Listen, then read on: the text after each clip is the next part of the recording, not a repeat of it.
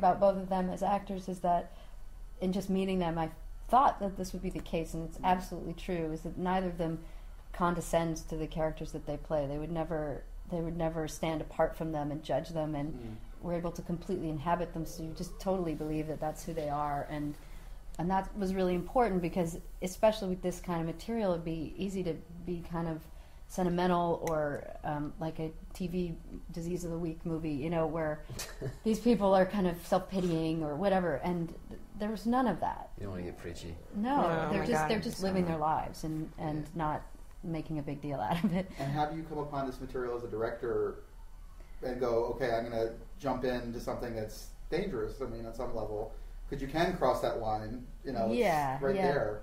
Yeah, it is. I don't know. I just thought that Jace had created a really unique world in some ways, especially because nowadays everything's like so cynical and kind of edgy. You know, it's so not that. And I was like, that's interesting. You know, there's this place that really feels like its own place, and the people inside of it have a kind of naivete about them. But again, without being sentimental, or it was a very unique world, and I was attracted to that, and this relationship between the two of them especially felt the most developed of all of the relationships in the movie, and the most also unique and actually eventful. I mean, the thing at stake here is somebody's, you know, desire to close the deal.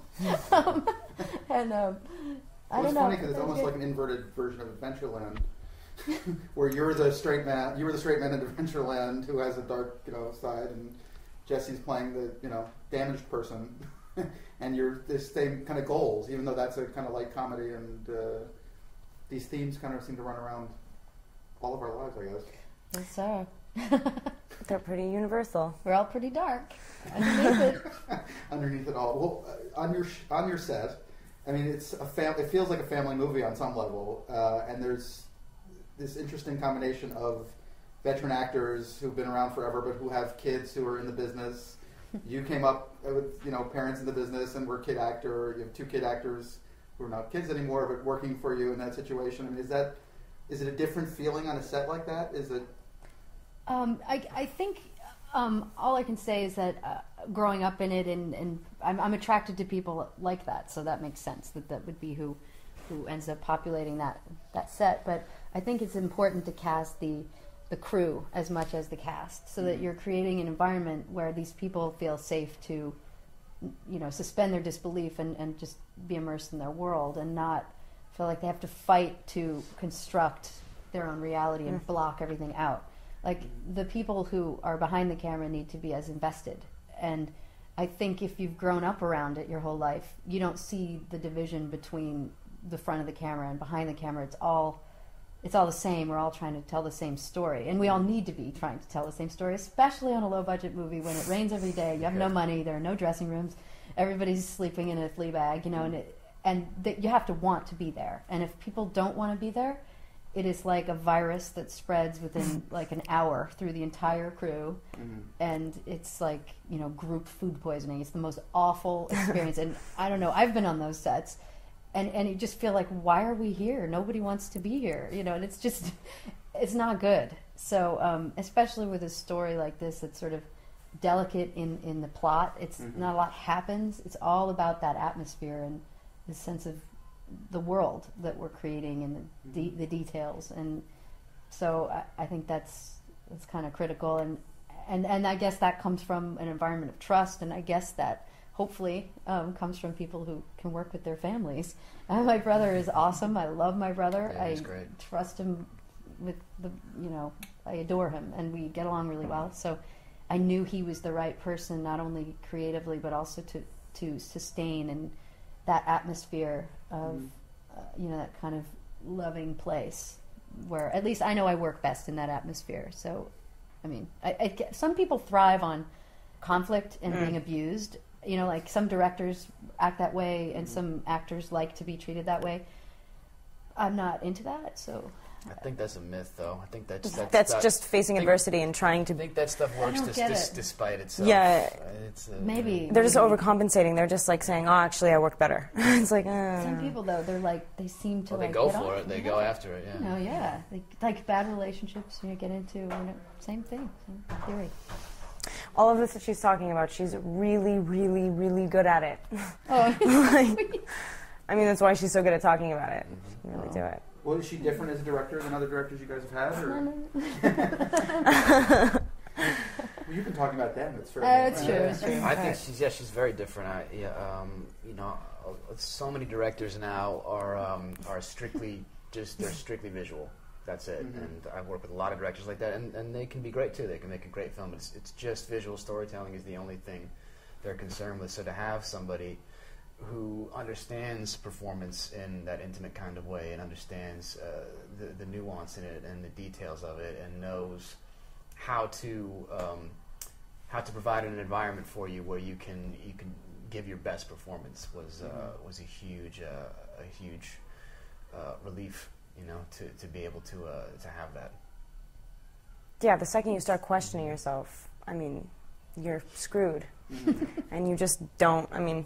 In our case, I don't know, we just didn't do that. And that's clearly because of the environment provided by this lady. And plus, it's like, you don't want to do anything alone. Like, do you know what I mean? Totally. And right there, all the time. It's like, especially with that, the role, the whole character thing that I had to do is just like, wow. And you really have to trust that the person is able to tell you if it's too much or too little. You have Exactly. to trust the person, in a way, holding the leash, how much they give you and how much they Right. take back. And if you don't trust that, it's a big, tremendous mess. But if you have someone who's masterful at it, then you can really, create something beautiful.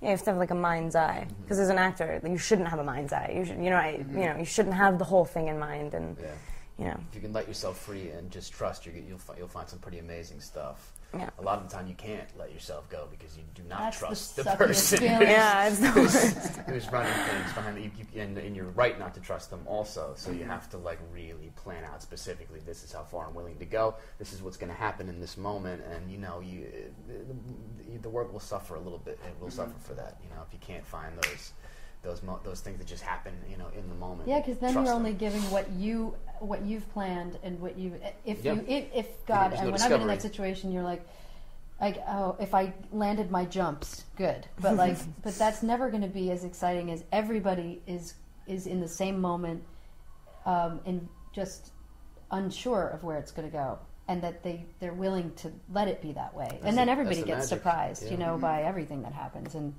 hopefully happy accidents occur. Well, that's what And the bad accidents get put in the trash. It is amazing how the camera picks up that you don't really expect the camera to pick up. Oh yeah, you know what? That's so amazing, and it's a weird thing with being an actor too. Is like you want to protect an actor's privacy, but like what we do as actors is we're being private in public. That is our job. So it's like a weird thing. So with HD in particular, we shot this film HD. Sometimes the camera is rolling for hours, and they just keep not pushing the little red button to turn it big off. problem. And dailies, it's like, guys, please, we're making tape. I know it's not as expensive as film stock, but I have to actually sit in the editing room for 4 hours to look at 2 takes. And actually, though, I have to say that oftentimes it's the moments right before action or cut that are really alive, and so it's really instructive both as a director and as an actor to be like, when I'm not on, I'm better, or whatever. And there occasionally are a few moments that are stolen from the should have been in the garbage can, but I think hopefully nobody's privacy was violated. Except poor Aaron. At one point, so game. Like we were out. It was like 3 minutes to lunch, and I just usually with my brother we get into this twin speak thing where we're not actually speaking, but we understand each other, and other people don't know what the hell's going on, which isn't good. So then we'll communicate to the rest of the crew. But if you're like 3 minutes, and you just have to execute, right? So we're running with the camera, and the camera assistants are running. Like, what are they doing? And I'm like, Aaron, can you just walk that way and come back towards the camera? And he's like, what am I doing? What day is it? Where am I going? What am I? And it was just a horrible thing to do to him. Just say walk towards the camera. And you look really pissed off. Whatever it is.